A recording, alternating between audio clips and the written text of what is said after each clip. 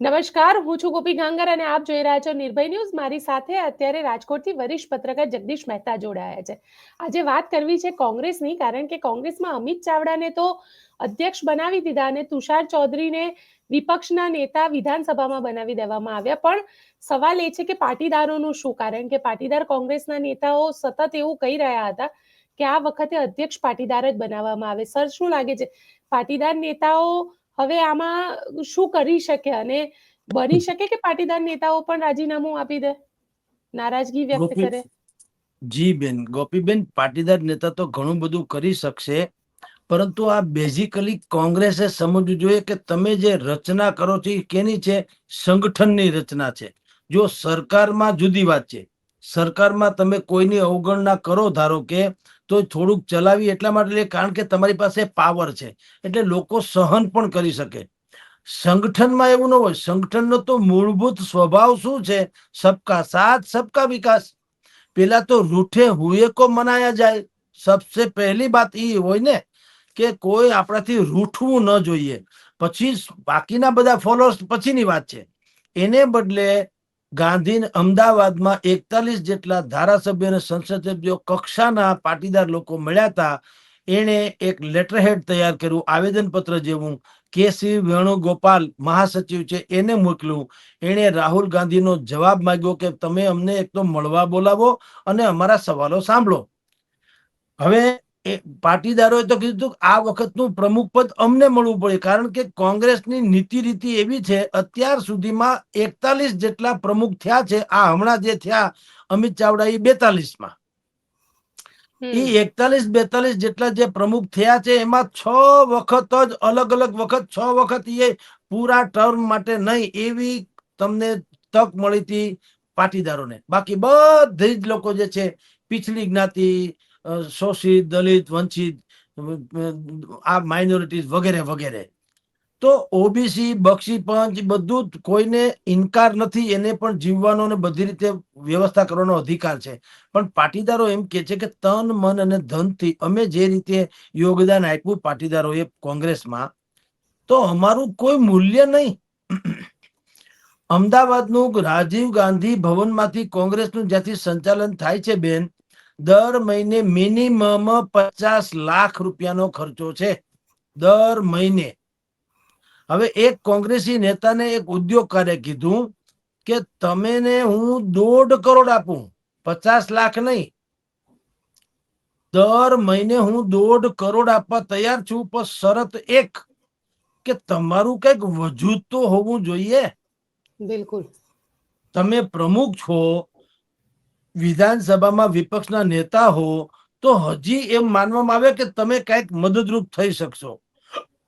હવે તમારું પોતાનું તમારા પક્ષમાં કઈ ઉપજણ ન હોય તો પૈસા વેડફવા કરતા ભાજપમાં ન આપીએ તો અમારી જય જયકાર થાય.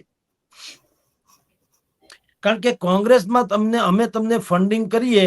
જો બેન, હવે કોઈ વસ્તુ અજાણી રહેતી નથી. એ વાત તો ભૂલી જાઓ કે હવે કોઈને ખબર નથી પડતી, એવું કોઈ દી બને નહીં. હવે એ કે ખબર પડે કે અમે તમને ફંડિંગ કરીએ છીએ તો અમારે શાસક પક્ષનો સામનો કરવો પડે કે નહીં.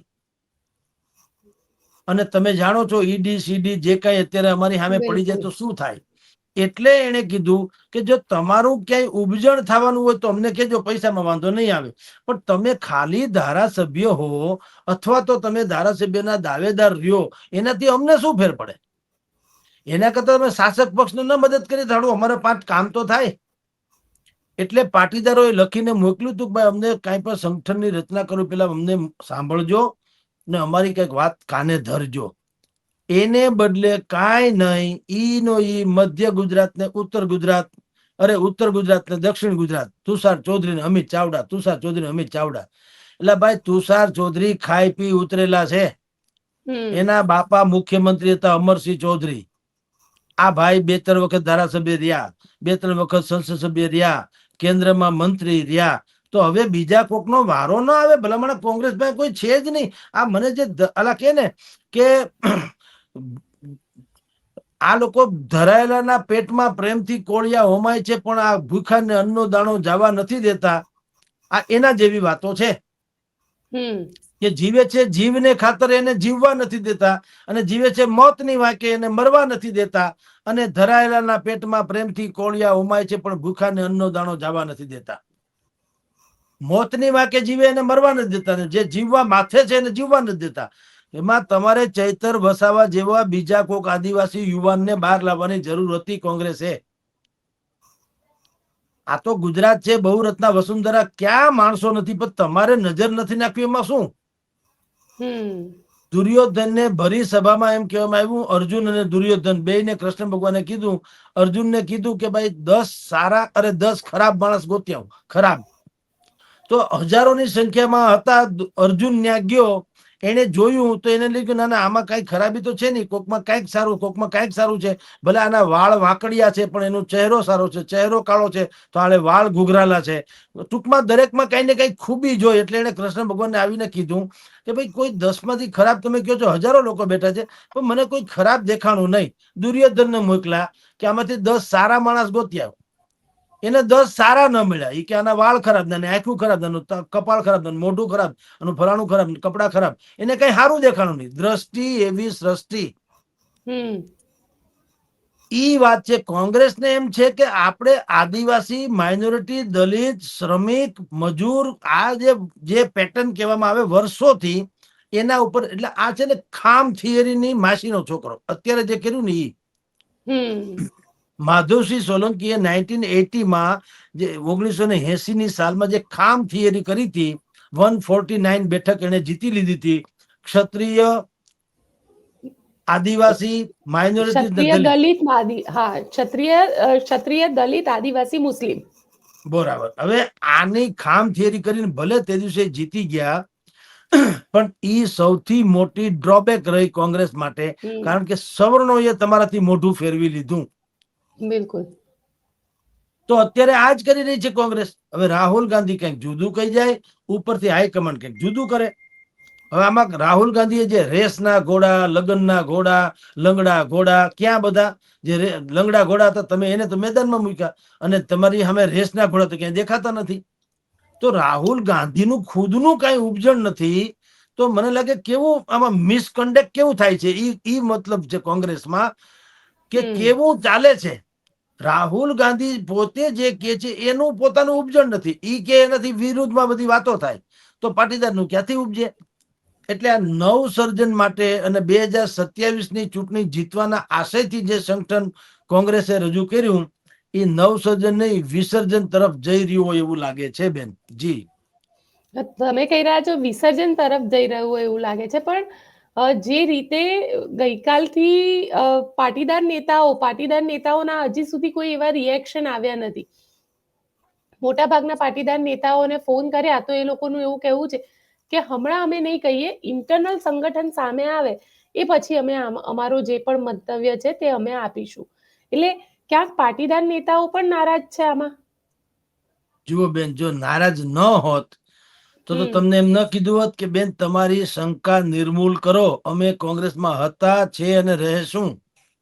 બિલકુલ. તો ન કે તમે મને કહો તમે ક્યાં નોકરી કરો, તો હું હેડલાઇનમાં કરું છું, તમે ફડાક દઈને કહી દો હેડલાઇનમાં. પણ ડખો હોય તો હું કહું હમણાં કહું છું, બસ એટલે સમજી લેવાનું લોચો. બાકી ચોખે ચોખ્ખો આ ये ઓફિસ ભાઈ સાહેબ, હવે કાઢી મૂક્યો તો કેવાનો કાઢી મૂક્યો, એમાં છુપા છુપી ક્યાં હોતા હે. એમ કોંગ્રેસના લોકો તમને શું કીધું એને, અમે પેલા મળી લઈએ ને પછી કેશું, એટલે કઈક રંધાય છે તો નક્કી છે. નહીં તો ન કે ભાઈ ઠીક છે સંગઠન જેની રીતે, અમે તો કોંગ્રેસ છોડવાની કોઈ પ્રશ્ન જ નથી, કોંગ્રેસમાં હતા, છે અને રહેશું, એવું કાં નથી કહેતા. ઈ જ વાત બતાવે છે કે કઈક રંધાઈ રહ્યું છે, ને રંધાવામાં બીજું કાંઈ નથી. કોઈ પાસે જાદુનો ચિરાગ નથી કે હવે કાંઈ ગમે એમ કરીને પોતાનું કાઠું કાઢે. એને કોઈ પણ ભોગે યા તો આમ આદમી પાર્ટીમાં જોઈન્ટ થવું પડે, અથવા તો પોતાનો નોખો ચોકો રચવો પડે. કારણ કે સ્થિતિ સરખી જ છે એની પાસે. બે જ આપણે ઓલા શોલે ફિલ્મમાં અસરાની કે આધા ઇસ તરફ આધા ઉસ તરફ, બાકી મેરે પીછે. બાકી શું હોય મેરે પીછે? એની પાસે બાકી તો કઈ છે નહીં. કાં તમારે આમ આદમી જવું કાં ભાજપમાં જવું, બીજું તો કઈ છે જ નહીં ને. વિકલ્પ નામની ચીજ ક્યાં છે? ક્યાં 10-15 પાર્ટી છે? બે જ તો છે.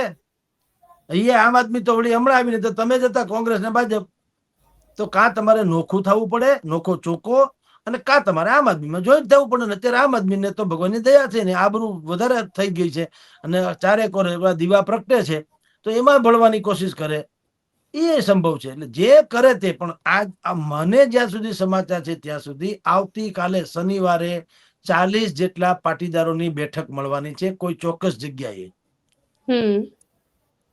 ઈ બેઠકમાં નિર્ણય તો સ્વાભાવિક આ જ થાય, બીજું તો શું થાય કે હવે આપણે છેડો ફાડવો હોય તો શું કરવું. પણ ઈ લોકો એવું નક્કી કરશે કે આપણે ખાલી પાટીદારો રીસાય એ વ્યાજબી નહીં. કોંગ્રેસમાં ઇતર કાસ્ટ જે બીજી સમાજ છે, કારણ કે મત તો બધાયના લેવાના છે ને. તમે રીસાઈ જાઓ, પાટીદારો રીસાઈ જાય એટલે બીજું પાટીદાર સિવાયના લોકો પાસેથી મત તો લેવા કે નહીં. એટલે શું કરશે, 100 જેટલા બીજા ઇતર જ્ઞાતિના કોંગ્રેસના દિગ્ગજ લોકોને ભેગા કરવામાં આવશે પછીની બેઠકમાં. એટલે આંકડો થશે 150 જેવો. 40-50 પાટીદારો અને 100 જેવા ઇતર કાસ્ટના દિગ્ગજ નેતાઓ. આ 150 લોકો જે છે, જે આખા સૌરાષ્ટ્ર ઉપર હાવી હોય તેવા, કોઈ સામાન્ય નહીં. એ 150 લોકો પછી જે તે સમયે બગાવતનો બુંગીઓ ફૂંકશે. પણ સર, મારે હવે એક વસ્તુ એ સમજવી છે કે ચલો કોંગ્રેસની આ સ્થિતિ છે, કોંગ્રેસની અંદર આ બગાવતનો બુંગીઓ પાટીદારો ફૂંકી શકે છે અને પાટીદારો આખું રણનીતિ તૈયાર કરશે. પણ ભારતીય જનતા પાર્ટીની પણ સ્થિતિ આવી જ છે કે ભારતીય જનતા પાર્ટી તો હજી સુધી પોતાના નવા અધ્યક્ષ નથી આપી શકી, જ્યારે CR પાટીલ તો છેલ્લા લગભગ 1 વર્ષથી એક્સટેન્શન ઉપર ચાલી રહ્યા છે. પણ બેની સ્થિતિ થોડીક જુદી છે. આમ કન્ડિશનમાં નક્કી નથી કરી શકાની, બરાબર, પણ પ્રોબ્લેમ જુદા જુદા પ્રકારનો છે. જે મોરારી બાપુ કે ને એમ કે કેટલાકને એવો પ્રશ્ન હોય કે શું કરીએ તો ભૂખ લાગે, સૂપ પીવું, ડાયટ કરવું, કસરત કરવી, શું કરીએ તો ભૂખ લાગે. અને ગરીબ માણસને લાગે ભૂખ લાગે પણ શું કરીએ, ખાવાનું જ નથી. વાત સાચી છે. કોંગ્રેસ પાસે કઈ છે નહીં એટલે એને ભૂખ લાગી પણ કરે હું, હારા માણસ જોઈએ પછી છે ક્યાં, એવું ઈ માને છે. ભાજપમાં શું છે કે સારા છે પણ ભૂખ નથી લાગતી. કોને મૂકવા, એકને મૂકવા, આને મૂકવા, કોકને પડતા મૂકવા, એ કૌશલ્યવાન હોવાનું કહેવાય છે. અને ભાજપની દ્વિધા એ છે, કોઈ એકને મૂકે તો રીસાવા વાળાની સંખ્યા વધી જાય એમ છે. હવે એ મુશ્કેલી છે. એટલે એને ગણમથલ ઈ છે કે 10 જણા સારા છે એમાં સૌથી સારાને રાખવાની વાત છે. કોંગ્રેસમાં 10 ખરાબ છે એમાં ઓછો ખરાબ હોય એને રાખવાની વાત છે. એટલે ભારતીય જનતા પાર્ટીમાં ઈ ડખો થાય એમ છે, કારણ કે સત્તા એની પાસે છે. જો તમે કાંઈ પણ કરો તો આ ગોપાલ ઇટાલિયામાં વિસાવદરમાં જે એક ખાલી ચિંગારી શું સળગી છે, લોકોએ આશાનો અંબાર જાણે આ ખુલી ગયો છે. આમ પણ તમે જો બેન, એક ગોડાઉન ખીચો ખીચ અંધારાથી ભર્યું હોય, અંધારાથી કહું છું, ખીચો ખીચ. તમે એક દિવાસળી પ્રગટાવો, ઊભી પૂછડી અંધારું ભાગશે. ભાગો ભાગો, પ્રકાશ આવ્યો, પ્રકાશ આવ્યો. એમ એક ગોપાલ ઇટાલિયા હું જીતી ગયા તો ગુજરાત આખામાં એક આખી લહેર પ્રસરી ગઈ કે કદાચ આપણે ઇધરથી ઉધર થવું તો ગોપાલમાં જઈ શકાય એમ છે. બોલો, અડધા તો મીંડા સોદા કરવા, બોલો હું સેટિંગ કરાવી દઉં, આવું છે. મને ગોપાલભાઈ બહુ ઓળખે, મારી માસી છોકરાને. એટલે આવું બધું થયું છે. એટલે ભારતીય જનતા પાર્ટીમાં મુશ્કેલી તો છે, પણ એમાં મુશ્કેલી જુદા પ્રકારની છે કે શું કરીએ તો ભૂખ લાગે એવી, કે કોને મૂકીએ તો થાળે પડે જનજીવન. એમ છે તો લાયક ઘણા, પણ એમાંથી કયા માણસને મૂકીએ તો જનજીવન થાળે પડે, કારણ કે રિહાવાની સંખ્યા વધી જાય એમ છે. પણ કોંગ્રેસે ખરેખર તો જો સિરિયસલી પોલિટિક્સમાં એને રહેવું હોય તો એને અત્યારે જે ભૂલ કરી છે ભયંકર ભૂલ છે. આમ કઈ ચાલે નહીં. પાર્ટી એની પાસે કોઈ થિંક ટેન્ક જ વચ્ચે નથી લાગતી. મને તો એમ લાગે છે તમે જયારે તમને ખબર છે કે ભાઈ યંગસ્ટર્સ જે છે એને વાયદાના વેપારમાં રસ નથી, જ્ઞાતિવાદ જાતિવાદમાં રસ નથી, એને તો કૌશલ્યવાન છે, ટેકનોક્રેટ છે, નવી પેઢી ભણેલી ગણેલી છે. એને એમ લાગે કે ઉપયોગી ને સારો માણસ હોવો જોઈએ, ધેટ્સ ઓલ. એ પછી કોઈ પણ કાસ્ટ નો હોય, ક્યાં ફરક પડતા है? અરે લોકો ઇન્ટરકાસ્ટ મેરેજ ક્યારે કરે છે? એને કોઈ ફરક નથી પડતો. કમસે કમ પાત્ર સારું હોવું જોઈએ, ધેટ્સ ઓલ. હવે ક્યાં એવું જ્ઞાતિવાદીના વાડા રહ્યા છે? જે રૂઢિચુસ્ત પરિવારો છે ઈ છે. પણ બાકી જે યંગસ્ટરો પોતાની રીતે ક્લેવર છે, ભણેલા છે, પોતાની કેરિયર પોતે બનાવ્યું છે, એ નથી પોતાની જીવન સંગીની કે જીવન મિત્ર પસંદ કરતા, તો એમાં કઈ ખોટું નથી અને સારું લાગે તે કરે છે. તો પછી આ તો પાર્ટી છે, તો શું કામ કોઈ કોંગ્રેસમાં પડ્યા રહીએ ભાઈ? આમ આદમીમાં જાય, ભાજપમાં જાય, જ્યાં જવું ત્યાં જાય. એમ કહો, નોખો ચોખ્ખો રખે, આખો અલગ પક્ષ બનાવે.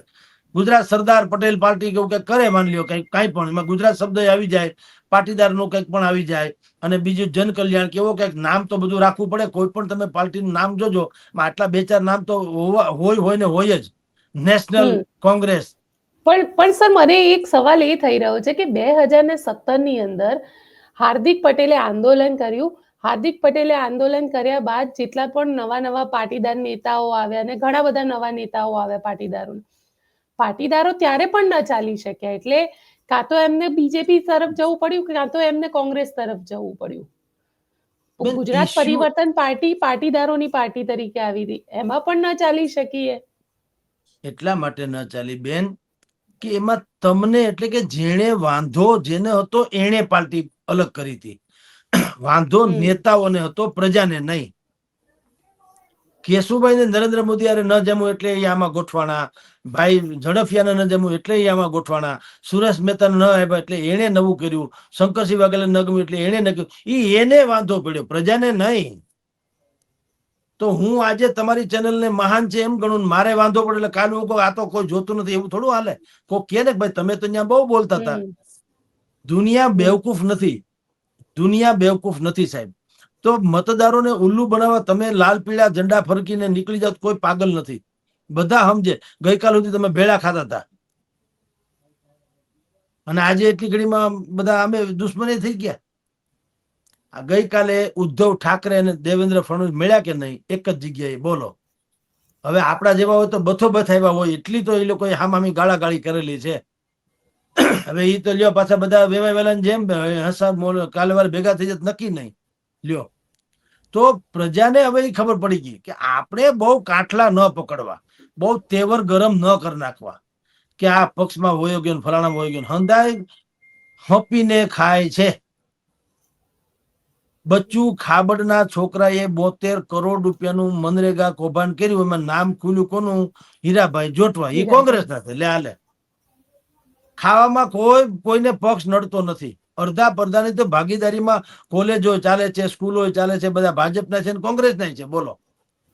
તો એને કઈ વાંધો નથી, તો બીજા પ્રજાને શું કામ વાંધો? એટલે કેશુભાઈ નિષ્ફળ ગયા, એટલે ગોરધન રૂપિયા નિષ્ફળ ગયા, એટલે શંકરસિંહ વાઘેલા નિષ્ફળ ગયા, એટલે સુરેશ મહેતા નિષ્ફળ ગયા. તમારે વાંધો હતો, અમારે નહીં.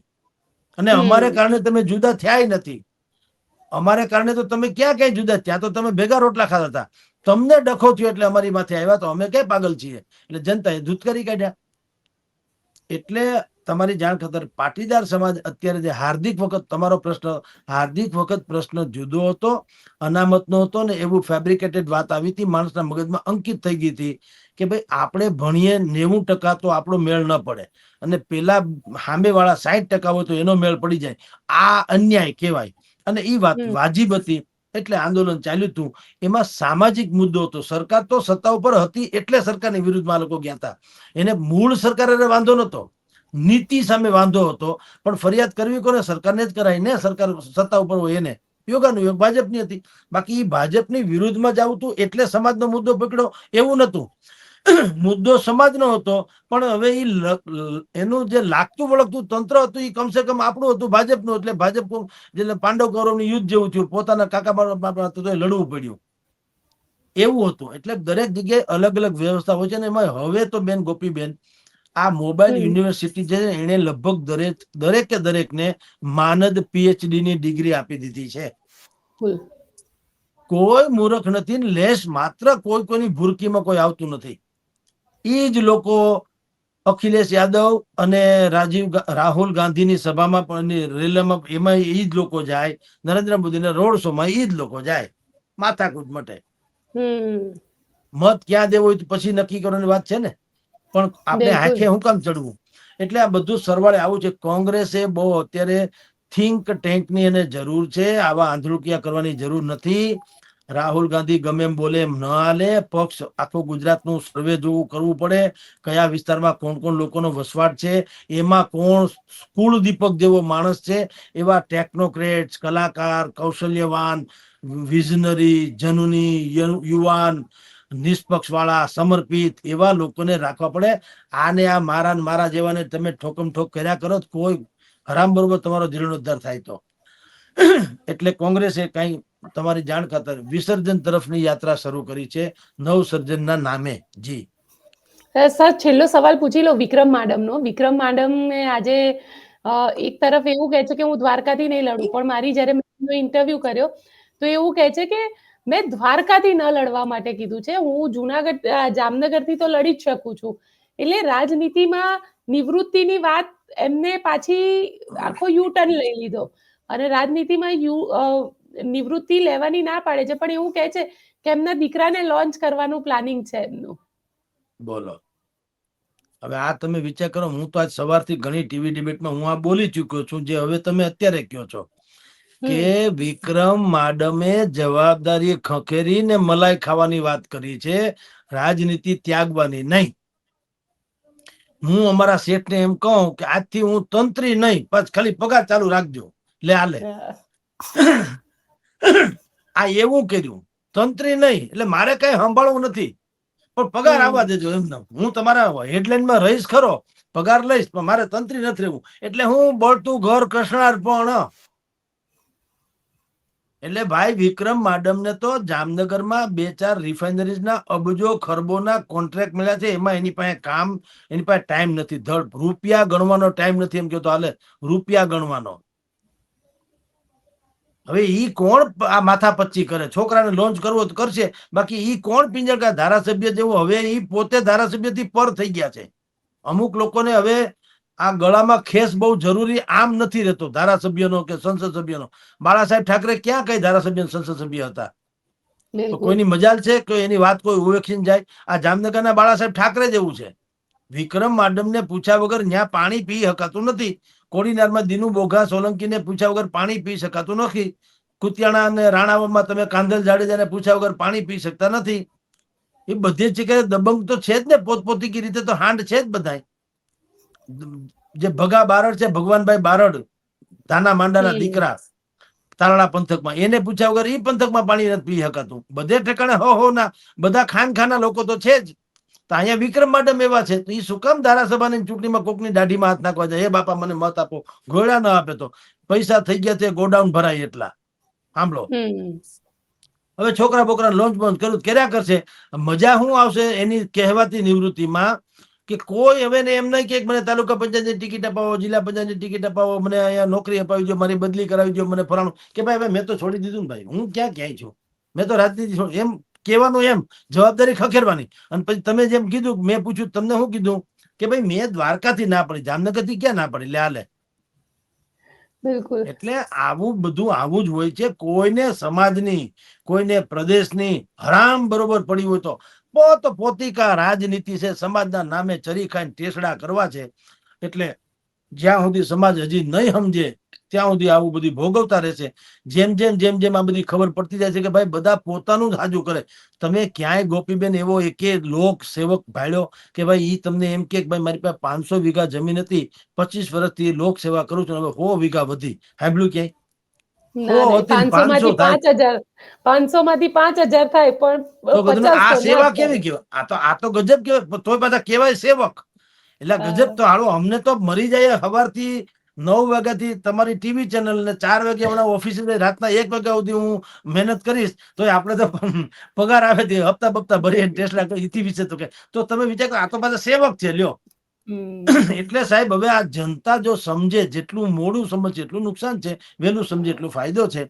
કે ભાઈ આમાં કોઈનું નથી હોતું. આપણે કોઈ એવી મોટી આશા રાખીને બેસીએ નહીં. પ્રધાનના હાથમાં જાદુ ચિરાગ નથી હોતો કે એ તમારા ઘરમાં ચાંદીના ઘૂઘરા ટાંગી જાય.